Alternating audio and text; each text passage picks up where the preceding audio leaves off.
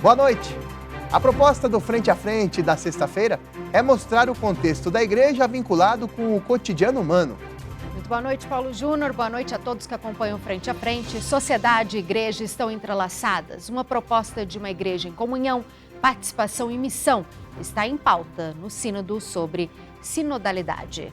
A proposta desse sínodo foi dividida em 3 etapas de realização, iniciando pelas dioceses, depois pelas conferências episcopais, passando pelos continentes e a etapa universal no Vaticano.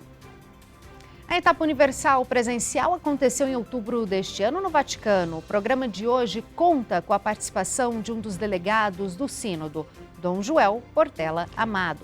Dom Joel Portela Amado é bispo auxiliar do Rio de Janeiro e foi secretário-geral da CNBB no último quadriênio. Dom Joel, boa noite para o senhor. O senhor foi eleito delegado do sínodo nesta etapa presencial de 2023. Por que os colegas bispos o elegeram delegado na Assembleia? O que o senhor acredita que acabou sendo eleito, hein, Dom Joel? Boa noite, um abraço. Boa noite, Paulo. Um abraço para você, para a Ana Lúcia e para quem nos está acompanhando para começar a se inteirar um pouquinho dessa sessão sinodal que acabou faz pouco tempo. Olha, é bom perguntar para os colegas, né, o que eles elegeram. Acredito que por ter sido secretário-geral e ter participado de todo o processo de preparação do sínodo nessas etapas, que ao iniciar o programa, você indicou, eu estive presente em todas elas. Acredito que tenha sido por isso. Como é que foi justamente o início? O senhor ainda como secretário-geral, né? Como é que foi o início quando o Papa Francisco propôs, se não me engano, se eu não errar, a data 2021, né, Dom João? Como é que foi aquele início e a participação, a missão do senhor? Como é que foi? Outubro de 2021 foi a abertura, né? Foi uma mistura de 2 situações. Primeiro, estávamos ainda vivendo, não vou nem dizer saindo da pandemia. Segundo, precisávamos entender um pouco qual era o objeto do sínodo, né? Sinodalidade. Era uma palavra que a igreja não usava há não sei quantos séculos. Então, o primeiro passo foi montar uma equipe nacional representando diversos setores da vida da igreja e com a capacidade específica de lidar com o tema do sínodo. Foi a equipe nacional de animação para o sínodo e que deu muito certo.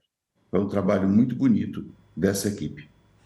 O nome ainda é muito abstrato, assim, para os católicos? Sinodalidade? Sínodo, sinodalidade ou não? Já está mais concreto? Sim.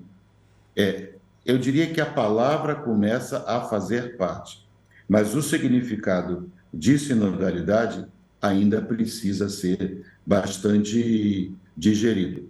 Você lembra que saíram do sínodo 2 documentos, uma mensagem e a síntese. E o início da síntese é exatamente para ajudar a entender um pouco mais o que é a sinodalidade. Lá em 2021, quando o Papa convocou esse processo sinodal diferente, né, com várias etapas, foi surpresa ou ele já estava dando indícios de que iria fazer algo assim? Com relação à convocação de um sínodo, já estava no tempo. Com relação ao tema sinodalidade, já vinha uma conversa do Papa Francisco, orientações do Papa Francisco, desde o início do seu pontificado, já na Evangelii Gaudium, ele já fala da responsabilidade de cada batizado pela transmissão do Evangelho, pela vivência, e mais do que a vivência, a transmissão do Evangelho e a participação na vida da igreja, na vida da comunidade. Ele já dava essas indicações e eu diria que reuniu um pouco de tudo aquilo que o Papa Francisco já vem falando ao longo desses 10 anos de pontificado. Dom João, recordando quando o senhor foi eleito para ser delegado presencial do sínodo agora nessa etapa, a eleição foi na Assembleia dos Bispos em maio desse ano.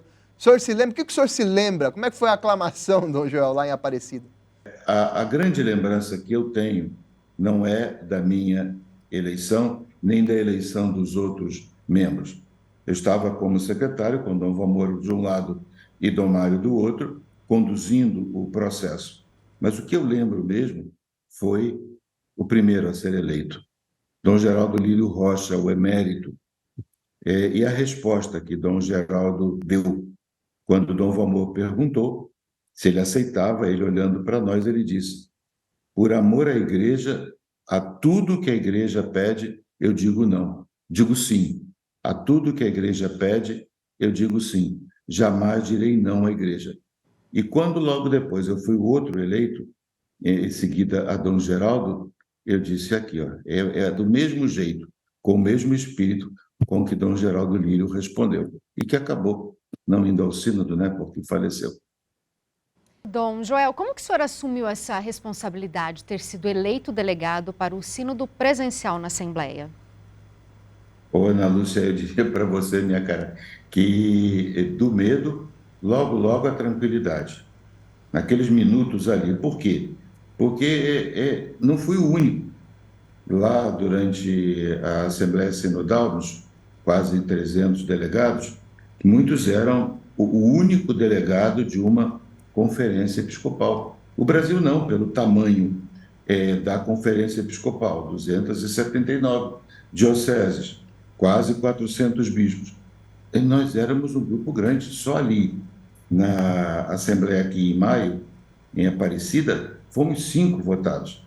Ainda havia suplentes e já tínhamos a clareza de que possivelmente um ou outro, por função, seriam nomeados, como de fato foram Dom Sérgio e Dom João Braz Avis. Então isso me deu tranquilidade. Formamos um grupo, e um grupo que, durante agora a Assembleia Sinodal, se mostrou bastante coeso, bastante próximo, muito unido e partilhando as reflexões.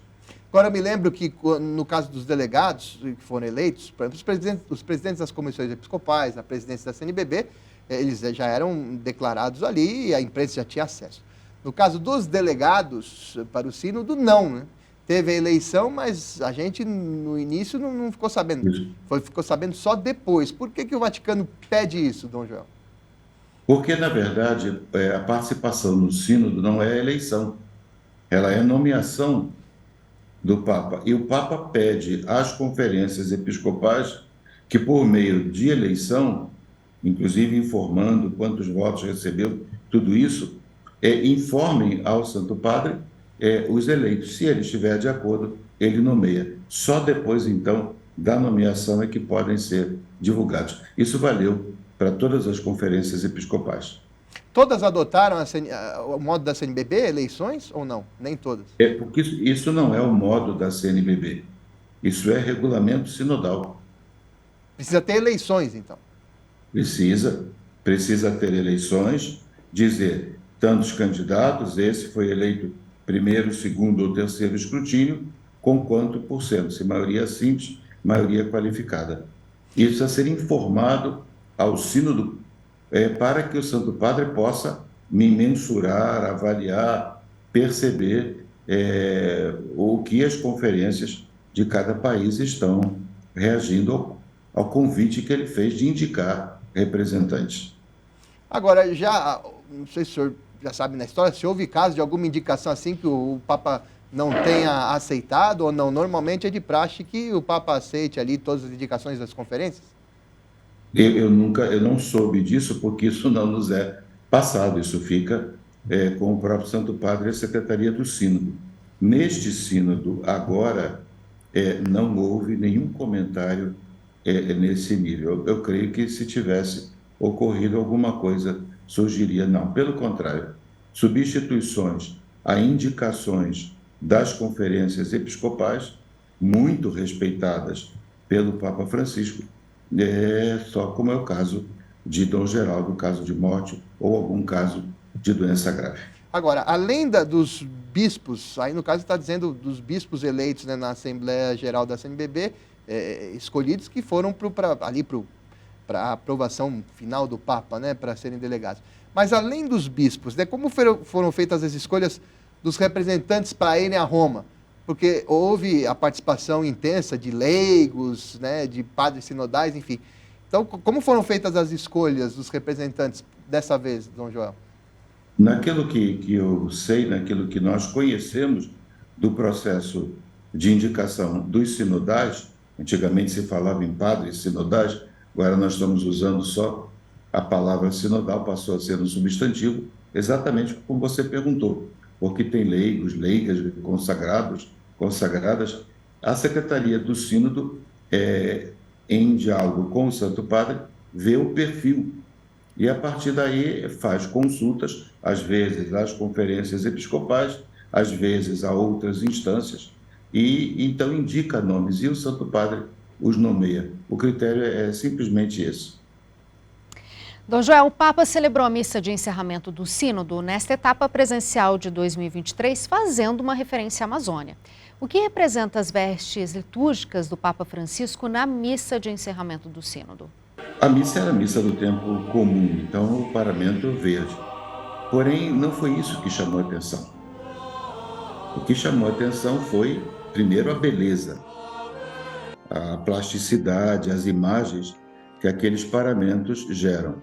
Foram os mesmos paramentos utilizados na celebração final do Sínodo da Amazônia, sínodo anterior.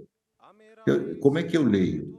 Eu leio que esses paramentos expressam uma continuidade de um sínodo a outro. É uma leitura que eu faço, né? É interessante que os paramentos, esses do Sínodo da Amazônia, eles têm uma beleza em diversos tons de verde. E se comentava muito ao final da missa, isso eu digo, comentários entre nós, não houve uma informação oficial, a não ser depois uma confirmação pela Vatican News. Mas é que aqueles tons de verde expressavam a diversidade na vida da Igreja, mas que compõe uma unidade e que dá uma beleza muito grande. Nos paramentos, portanto, o espírito do sínodo. E aí vale cá para nós, Ana Lúcia, uma dosezinha de orgulho, né? Os paramentos foram projetados por um brasileiro, o Juan Gabriel, lá de Manaus, né? Então a gente fica feliz com isso. Como é que foi feita essa escolha, né, de um brasileiro? O senhor de levar sabendo, né? as vestes, né, para o Papa. Ter essa ideia. Isso foi no Sínodo da Amazônia. Então, essas informações eu não as tenho. A única informação que eu tenho, que nos foi dada, é usamos os mesmos paramentos. O Santo Padre usou os mesmos paramentos do Sínodo da Amazônia. E eu estava lá em Roma na missa de encerramento do Sínodo da Amazônia, eu e Dom Jaime estávamos lá, e a memória veio na hora, né? Lembrar os mesmos paramentos, lembrar. Para nós foi essa conexão, um sínodo em ligação com o outro, a igreja que continua a sua missão, ainda que à primeira vista temas tão diferentes, Amazônia e sinodalidade são temas aparentemente diferentes. É um sinal, Dom Joel, que o Papa Francisco continua com um olhar atento para a Amazônia, com as questões climáticas, devastamento com os indígenas. É um sinal, essas vestes? Pode ser isso?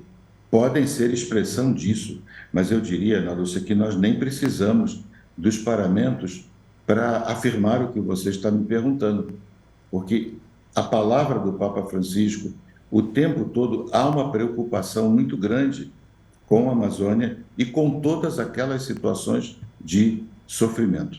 Ao longo de todo esse tempo sinodal, até o dia 29 de outubro, Santo Padre se referiu muitas vezes às guerras, às situações tristes, como essa da Palestina-Israel, questão da Ucrânia e tantas outras situações. Nós fizemos à noite, já na última semana, um momento muito bonito, dois momentos muito bonitos. Um na Praça de São Pedro, junto ao Monumento dos Migrantes, e outra dentro da Basílica de São Pedro, e também emocionou demais, que foi um terço pela paz. Ou seja, o Santo Padre se preocupa com essas situações. Eu usei a todos que me perguntaram desde então, para nós foi muito importante, porque não foi um sínodo de costas para o mundo, pelo contrário. Embora pensássemos em sinodalidade no jeito da igreja ser, no jeito da igreja ser para o mundo, para esse mundo que aí está, com todos os seus desafios. Quer dizer, o sínodo, a gente fez um programa antes de começar o sínodo, com o Dom Dirceu, com o Dom Pedro Cipollini, dois bispos que estavam lá como delegados, e os dois enfatizaram que o sínodo tratava de questões referentes mesmo à igreja, e tinha que ser focado a isso porque se abre muito aí teria que fazer um sínodo para decidir um dia de outros sínodos, Dom Joel. Como é que isso foi pensado justamente ali nos dias? E não só nos dias, Paulo, porque aí é que é a beleza do processo. Foi um processo muito aberto, é diferente de um sínodo específico chamado sínodo especial. Esse é o sínodo ordinário, um sínodo que a igreja olha para si mesma no cumprimento da sua missão. Quando falou em sinodalidade, como ninguém conhecia a palavra, a ideia foi amadurecida ao longo do tempo, desde 2021, era preciso definir. E chegou-se já às portas do sínodo, nas reflexões continentais, conforme aquele processo que você indicou no início do programa, eu diria, a igreja como comunhão e participação para bem cumprir a sua missão. A igreja olha para si e se pergunta, até que ponto nós estamos sendo comunhão? Mas qual é o critério da comunhão? Participação. Quando você junta os dois, dá sinodalidade.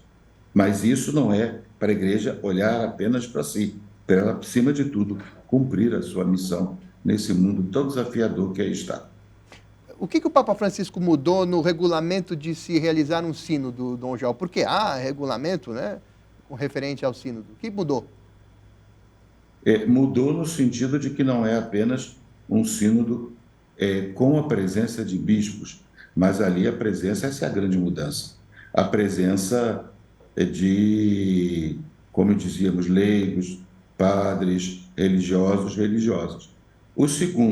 A segunda grande mudança foi no método de trabalho, que eu acredito que pelas fotos tenha sido a grande novidade, como nós também tivemos ao entrar, não na sala sinodal, que é um auditório, mas na aula Paulo VI, em que nós nos deparamos com aquelas mesas.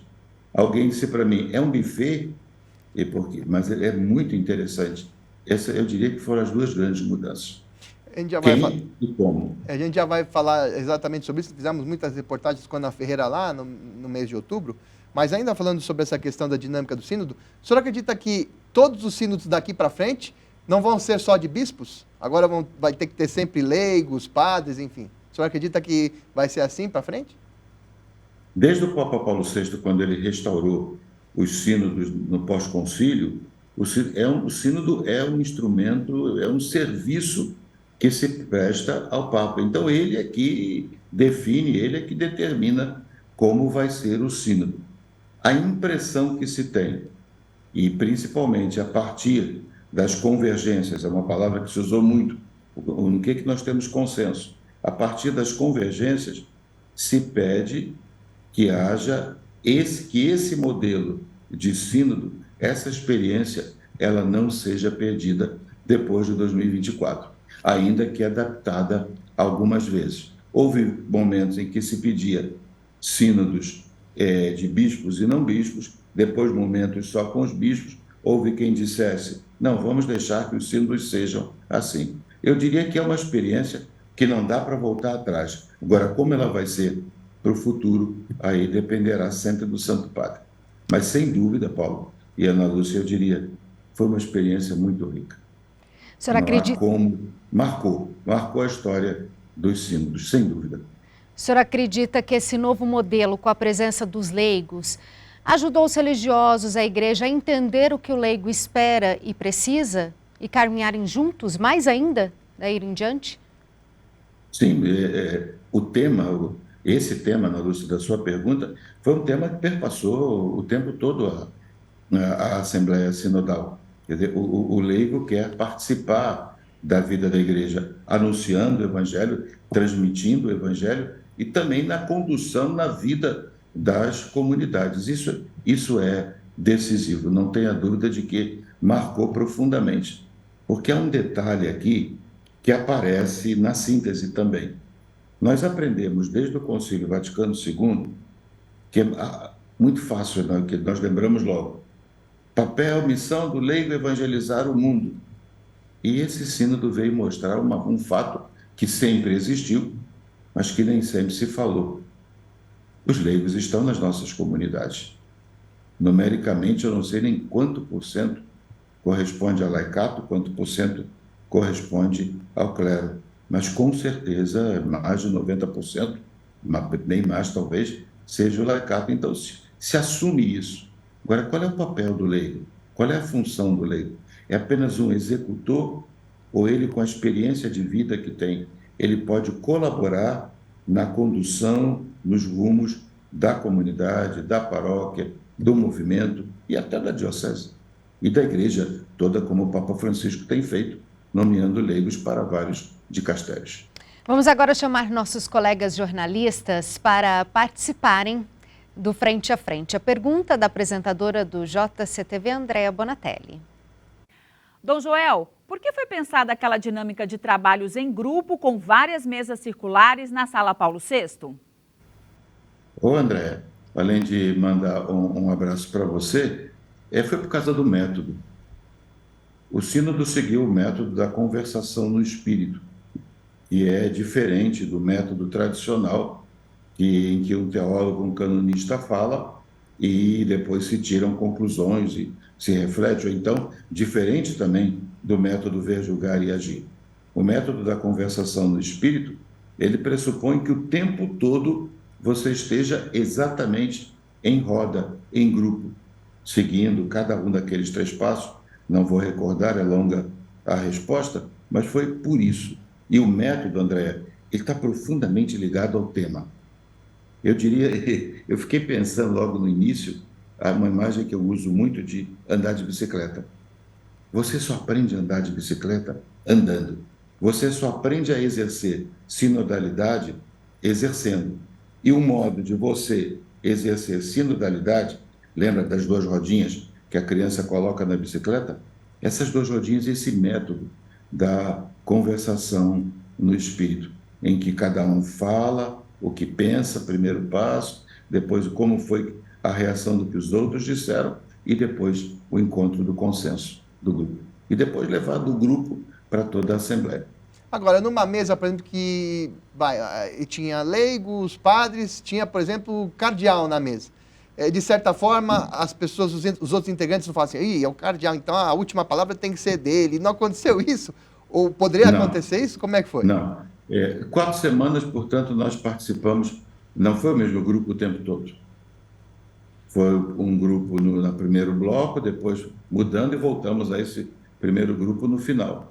Em todos os grupos de que eu participei, havia cardeais, havia pessoas de primeiro escalão abaixo do Santo Padre. E não havia isso, não. Pelo contrário. Muito respeito da parte dos próprios cardeais, muito respeito da parte do laicato, muito respeito da parte da vida consagrada e afins, e cada um dizia o que estava no coração. E aí vocês vão me permitir, Ana Lúcia e Paulo, repetir como esse método da conversação no espírito, ele ajuda. Porque o tempo todo estamos rezando. O Espírito disse isso ao meu coração. Então ali éramos irmãos e irmãs no batismo, que foi o sacramento que mais sobressaiu ao longo do sínodo. A dignidade, a igualdade batismal, então isso foi vivido. Cada mesa tinha 11 ou 12 pessoas e do mais variado perfil. Mas como é que foi feita a escolha das mesas? Era por livre escolha? Não? Alguém determinava? Não. Dom João tem que sentar com o Dom, com o padre ou não? Primeiro, quando você se inscreve, confirma, né? Você é nomeado, então vem um link, você abre, tem lá uma série de informações que você tinha que dar. E dentre essas informações, os idiomas dos quais você gostaria de falar, os idiomas disponíveis para o sínodo. O italiano, o inglês, são os 2 idiomas mais usados, o francês, o espanhol, o nosso português. Então, o primeiro critério para a divisão de grupos é o critério de idiomas. Eu me inscrevi em português, espanhol e inglês. Fiquei em grupos de português e grupos de espanhol. Não caí em nenhum grupo de língua inglesa. Depois do critério idiomático, aí eu imagino, eu deduzo que a Secretaria do Sínodo tem, então, feito essa diversidade de estados de vida, de situações, de vida. Isso foi muito fecundo, muito rico. E teve uma parte ali que a gente via telas de computador, uma parte até desenvolvida com relação ao mundo digital. Como é que foi? Paulo, isso aí nos deixou fascinados desde o primeiro dia. A mim, eu que gosto tanto da tecnologia. Em cada mesa, quatro grandes telas e uma câmera funcionando e um iPadzinho na frente de cada um com o nome na tela. Então, você chegava, você tinha que sentar naquele local. Por quê? Porque se você pressionasse pedindo fala, a câmera automaticamente localizava você e jogava você na tela de todo mundo, abria seu microfone para a tradução simultânea naqueles idiomas que eu indiquei, e com isso você estava localizado. Não podia trocar de lugar, não podia pensar em grupo só com quem você já conhecia, e eu confesso a você que ninguém pensou nisso, não, porque o método ajudou muito. Era o botão do perigo ali, né, Dom Joel? Se Olha, apertasse mas errado, foi aparecia muito no telão. interessante, porque foi comunhão e foi também muita tecnologia, viu? Nesses grupos, Dom Joel, tiveram trocas de experiências, mas também de testemunhos? Sim, a nossa conversa, a conversa livre, ela é uma conversa que tem tudo isso, né? Troca de experiências, testemunhos. Eu me lembro bem quando se falou de um assunto que acabou saindo como assunto delicado, mas foi muito tranquilo no sínodo, que foi a questão da participação da mulher, né? Então, uma freira, uma religiosa, filha da caridade de Moçambique, que esteve no meu grupo, num grupo de língua portuguesa, e depois voltamos ao final para esse grupo de língua portuguesa, ela dizia assim, sempre que ela ia responder alguma coisa, ela dizia, na minha experiência é assim, porque eu vivo isso, isso, isso. Portanto, esses testemunhos eram dados. Além disso, no início, lá pelo 4, 5 de outubro, foram então apresentados a toda a Assembleia Sinodal alguns testemunhos, sim, de como viver a fé em determinadas situações do mundo. Porque, meu Deus do céu, Ana Lúcia, esse mundo é imenso, a gente não conhece tudo, não. A gente pensa que a nossa janela é o mundo todo e não é. Além desse da religiosa, teve mais algum que tocou muito o senhor, que marcou a sua vida? Algum testemunho? Esse da irmã foi um exemplo que eu te dei do pequeno grupo. Os testemunhos das igrejas que vivem em situações de perseguição, os testemunhos das igrejas que vivem em situação de guerra e os testemunhos das igrejas que vivem em situações de minorias, em que o cristão não chega sequer a 1% da população total. Esses três marcaram a todos nós lá. Uma história assim que te chamou a atenção, Dom João, dessa questão de minorias, de perseguições? Por exemplo, quando você ouve a questão dos relatos da Ucrânia, né? É um testemunho assustador. Como ser cristão numa situação de guerra em que o bispo dizia, eu vejo o meu povo morrer, eu vejo a minha gente morrer, mas vejo, mais ou menos a tradução do que ele dizia, mas vejo a igreja viva e socorrendo, ainda que em situação de morte muito aguda, muito intensa. Esse testemunho me chamou a atenção. Com relação à pandemia que vivenciamos aqui no ápice, né? Mortes, isso foi falado ou não? Não se falou muito, não. Até porque acho que nós já passamos desse período. Covid hoje vai se tornando um outro perfil, mas não se tocou nem nos grupos, nem nas congregações gerais, é o nome que se dá aos plenários, congregações gerais, não se tocou. O que se disse apenas foi uma vez no discurso de abertura que, passado o tempo da pandemia, nós nos encontrávamos fisicamente, não na aula sinodal, a sala menor, mas na aula Paulo VI, a sala maior, para realizar aquilo pelo qual nós fomos chamados. E chegou no noticiário que disse que teve uma certa contaminação de Covid. Como é que foi? Inclusive o padre Júlio Ondino, que esteve em Roma, disse que a história foi meio anedótica. Mas como é que foi, de fato, Dom João? Todos os dias, sim, todos os dias, no início, ao abrir a sessão de manhã, o cardeal Mário Greco, ele que é o secretário do sínodo, portanto, vamos chamar assim, na nossa linguagem, o presidente, abaixo do Papa, do sínodo, ele dava algumas informações. E uma delas é a contagem das pessoas. Toda a sessão, nós registrávamos a presença no nosso iPad individualizado e depois ele dizia, a aula sinodal constando de tantas pessoas. E daquela primeira semana, no final, no início da segunda semana, melhor dizendo, o número baixou 4. Então ele disse, nós temos 4 ausências em razão da Covid. Eles conseguiram trabalhar online? Não, tiveram que ficar isolados?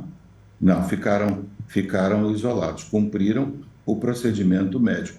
No grupo que eu participei, havia um bispo de Moçambique que teve um outro processo, doença, não foi Covid, mas ele também ficou 2 dias em casa. O atendimento médico foi na hora, ele teve um pique de febre muito alto, se pensava em malária, coisa que o valha, não era isso, graças a Deus, mas ele ficou em casa. Não houve trabalho online, não. O que aconteceu ali dentro, ficou ali dentro.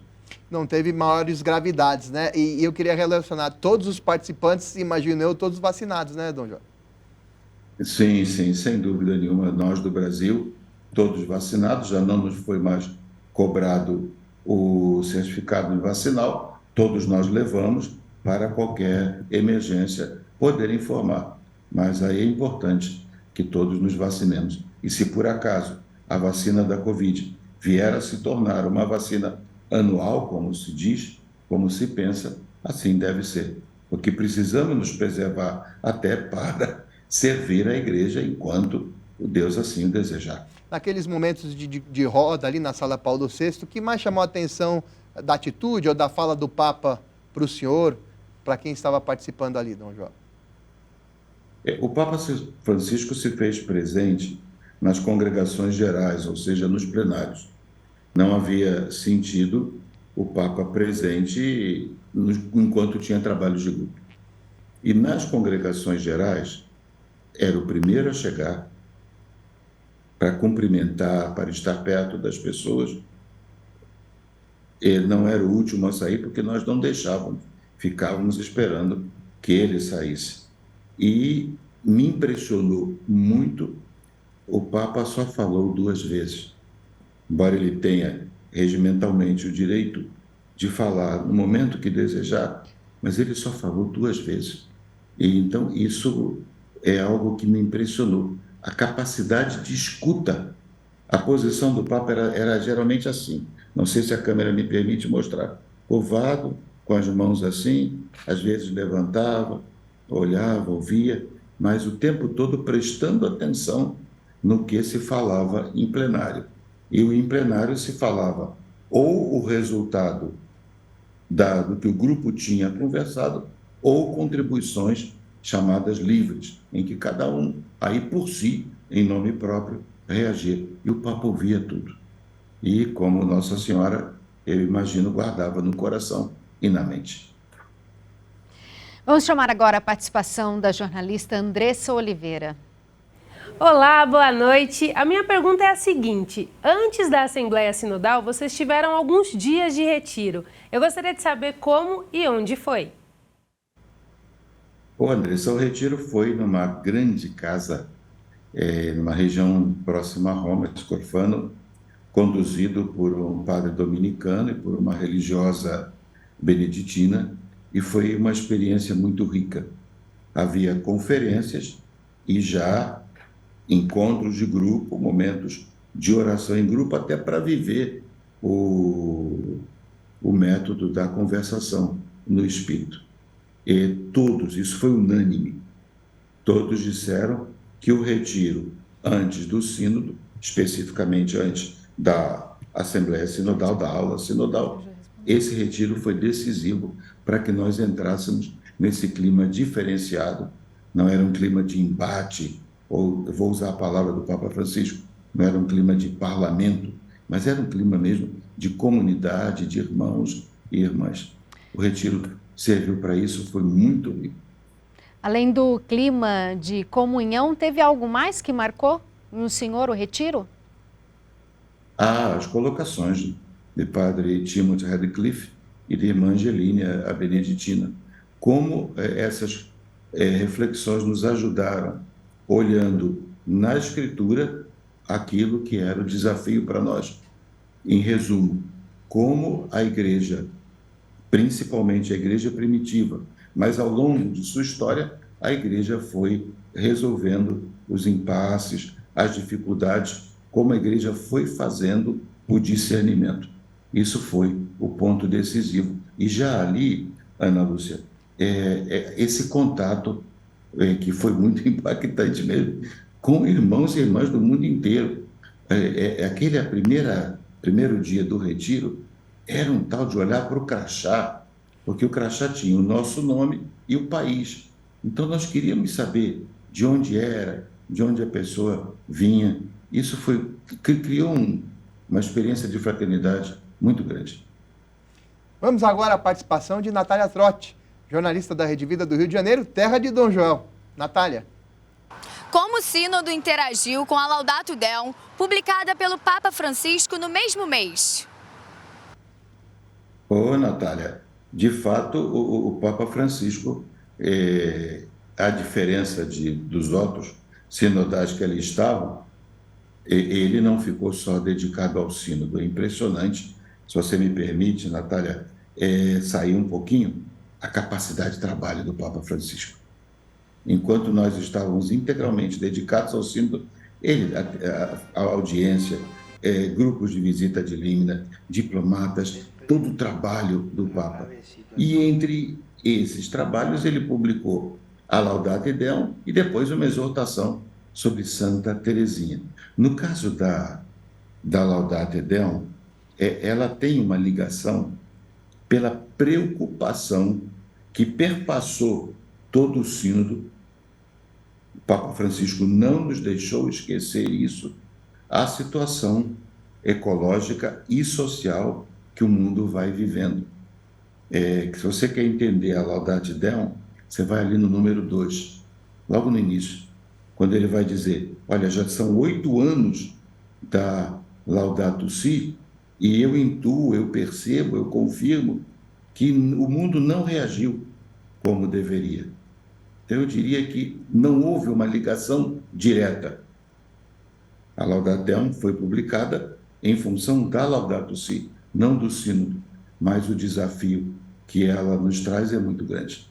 Nós precisamos, aí agora a linguagem é minha, nós precisamos nos unir para, voltando à Laudato Deum, fugir das desculpas para não enfrentar os problemas do mundo e nos unir para tentar encontrar situações onde for ainda possível encontrar soluções. Agora a gente vai para outra cidade muito especial para o Dom Joel, que é Brasília. Uma pergunta direto de lá da jornalista Beatriz Duarte. De que forma o Sínodo teve influência da exortação apostólica do Papa Francisco sobre Santa Teresinha do Menino Jesus, publicada também no mesmo mês? Beatriz, é o mesmo raciocínio da resposta anterior. A exortação, ela não foi publicada por causa do sínodo. Ela foi publicada por ser mês de outubro. Como é que ela chegou? Como é que ela foi recebida? Primeiro, porque todo mundo é apaixonado, o Papa diz isso lá na exortação, todo mundo é apaixonado por Santa Teresinha. Segundo, pelo título, né, do francês, confiança é a confiança. Nós tínhamos ali diante de nós uma série de desafios, uma série, vamos dizer assim, de problemas a discernir e a encontrar soluções. Mas como fazer isso? É na confiança. A frase que o Papa, eu estou tentando aqui lembrar em português, a frase que o Papa Francisco diz é mais ou menos assim: só a confiança e nada além da confiança nos deve conduzir ao amor de Deus. Portanto, confiar em Deus. E nisso, muitos sinodais, com a encíclica na mão, trouxeram para dentro do sínodo algo que a estrutura sinodal não previa. Além disso, e é uma exortação apostólica que deve ser lida e relida, Papa Francisco chama a atenção de um pecado gravíssimo que é a autorreferencialidade, pensar somente em si. Ora, vencer a autorreferencialidade é exatamente isso que é a sinodalidade. Viver, expressão do Papa Francisco, o amor como fundamento da vida. E uma última coisa que me recordo bem em uma das conversas é que Santa Teresinha teve um profundo amor pela Igreja. Nós podemos ver falhas, porque a Igreja é santa e pecadora, mas as falhas são por nossa parte. Portanto, reconhecer as falhas, mas nunca deixar de ter amor pela Igreja. Dom João, agora a participação da apresentadora do JCTV, edição da noite, aqui na Rede Vida, Luciana Martins. Contigo, Luciana. Oi, Dom Joel. Nessa primeira etapa presencial lá no Vaticano, que o senhor esteve presente, o que foi abordado sobre o papel das mulheres leigas dentro da Igreja em cargos decisórios? Muito obrigada. Ô, Luciana, que bom a gente poder pensar, e a pergunta sobre as mulheres vir de uma mulher. Esse foi um assunto, né, que já vinha desde antes da Assembleia Sinodal. Várias vertentes, várias perspectivas, alguns falando da concessão de ministérios às mulheres, da concessão de ministérios ordenados às mulheres, mas um fato foi convergência. Lembra que eu usei há pouco essa palavra? São os consensos de que sem as mulheres a Igreja não avança. E não avança por duas razões. Primeiro, pela quantidade. Nas nossas comunidades, isso é Brasil, América Latina e as igrejas da África, nos grupos em que eu participei, era consenso. A maioria nas nossas comunidades é de mulheres. E o que essas mulheres trazem para a igreja? Elas trazem a maternidade, esse espírito de mãe, de acolhimento, de escuta, de sensibilidade e, no sentido mais amplo e mais bonito da palavra, de educadoras. Eu diria, Luciana, que essa foi a grande reflexão. Se vai conceder ministério ou não, não há consenso em toda a igreja. Há grupos que pedem a concessão até do sacramento da ordem, e há grupos que dizem, de mulheres, inclusive, de grupos que eu participei e que leigas e religiosas diziam, não queremos o ministério ordenado para nós. Nós achamos que a nossa missão é outra na igreja. E, portanto, isso é algo aí a discernir. E o futuro não me parece um futuro muito próximo, mas o futuro é que vai dar discernimento para essa parte específica dos ministérios ordenados para as mulheres. E havia um grupo numericamente menor que pedia a ordenação de mulheres e uma religiosa expressou isso na sua fala livre, que o reconhecimento da mulher na igreja só tem sentido se for através do sacramento da ordem, ainda que no grau do diaconato. Mas isso era um grupo quantitativamente minoritário. A reação veio de outras igrejas, América Latina uma parte, África e Ásia, essas três, mas também de Europa, dizendo o seguinte: nós não queremos ser iguais aos homens, nós queremos a nossa especificidade dentro da igreja, ainda que não esteja claro qual é específica ou ministerialmente essa especificidade. Houve uma reflexão que me pareceu muito rica, muito fecunda, nascida a partir de um comentário de uma leiga latino-americana, em que ela dizia: se eu assumir o ministério ordenado, tudo aquilo que eu vejo os padres fazerem e que não considero bom, eu correrei o risco de estar fazendo igual. Então, precisamos pensar mais. E é aqui que, se eu fui claro, é aqui que tem o grande diferencial. E se tornou uma questão aberta. Convergência. É importante a participação da mulher o máximo possível. Questões a discernir. Como vai ser feita, até onde vai se dar, como ela vai acontecer. Essas questões abertas podem ser fechadas ano que vem, na próxima etapa do sínodo, ou não necessariamente?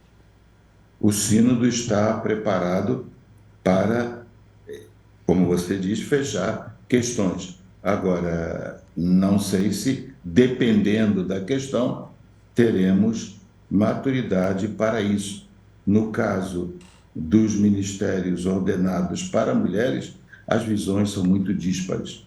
São 180 graus de visão. Há quem só veja isso e há quem diga, isso será profundamente negativo para a igreja na minha terra, no meu país, na minha região. Então você imagine, eu não sei se, Paulo, se em 11 meses, numa sessão sinodal, esse ponto se resolva. Até porque foi consenso, a Assembleia Sinodal, ela pediu que antes de se pensar no diaconato para as mulheres, se reflita no diaconato como um todo. O que isso significa? Qual é a função do diaconato dentro da missão evangelizadora, dentro do conjunto de carismas, serviços e ministérios? Como o sínodo está apresentando luzes com relação à hierarquia na igreja, Dom Joel? No sentido de, foram duas grandes ideias, Ana Lúcia, com relação à hierarquia. Não são novidades, tá? Mas elas foram reforçadas no atual momento que nós estamos vivendo. Primeiro, seja quem for, a começar do Santo Padre até a pessoa que recentemente batizada vive a sua missão, o espírito é de serviço. A espiritualidade é uma espiritualidade de serviço. Segundo, ela tem que ser vivida na comunhão. A hierarquia, e aí eu vou repetir uma frase que o cardeal Mário Greco usou, não no sínodo antes, mas que foi recordada por Dom Dirceu, bispo de Camaçari, também padre sinodal no grupo, o bispo tem a última palavra, mas ele não tem a única palavra. Alguém tem que, num determinado momento, dizer, diante de tudo que foi ouvido, vamos por aqui, vamos por ali. Onde for preciso, essa palavra será efetivamente do bispo, mas ele não pode dizer sozinho. Ele precisa cada vez mais ouvir colaboração de outras pessoas, dos conselhos, das comissões, das assembleias, enfim. É um pouco por aí que passou a reflexão sobre a hierarquia da igreja. Dom João, o sínodo nessa etapa presencial discutiu fórmula, tática de se aproximar das vítimas, no caso de abusos sexuais por parte de clérigos, que a tendência é elas rejeitarem a igreja depois do trauma, né? Foi falado sobre como se aproximar, uma tática, um jeito de se aproximar da vítima, Dom João? A esse detalhe o sínodo não foi, porque ele não era um sínodo sobre os abusos sexuais. O que se fez foi, considerando a expressão sinodalidade, que ela está ligada à comunhão, é preciso fazer comunhão com todas as pessoas e com todas as situações, incluindo-se, então, as vítimas dos abusos sexuais. Agora, se falou também dos assédios morais, dos abusos de poder, da questão dos desmandos na gestão patrimonial, tudo isso foi lembrado. Então, o que o sínodo pediu foi, aí sim, rigor cada vez maior na apuração e, segundo, que se escute as vítimas, que se dê toda a atenção a elas. O sínodo ficou no princípio, ele não desceu ao detalhe. Agora, com relação ao padre agressor, a questão da misericórdia foi falada ou não? Esse assunto não passou. Que eu me lembro, ele não foi abordado em nenhuma situação. Sobre os padres foram duas grandes questões. um alerta do Santo Padre, lembra que eu disse 2 falas dele? Um alerta do Santo Padre para que o padre não se deixe levar pelo espírito de mundanidade, se levando por questões de vaidade, de aparência, e, por outro lado, um reconhecimento da Assembleia sobre a importância do trabalho dos padres. Dom Jaime Spengler, arcebispo de Porto Alegre, presidente da nossa conferência, ele usa muito uma expressão do cardeal Martini, falecido cardeal Martini, de que a igreja anda pelos pés dos padres.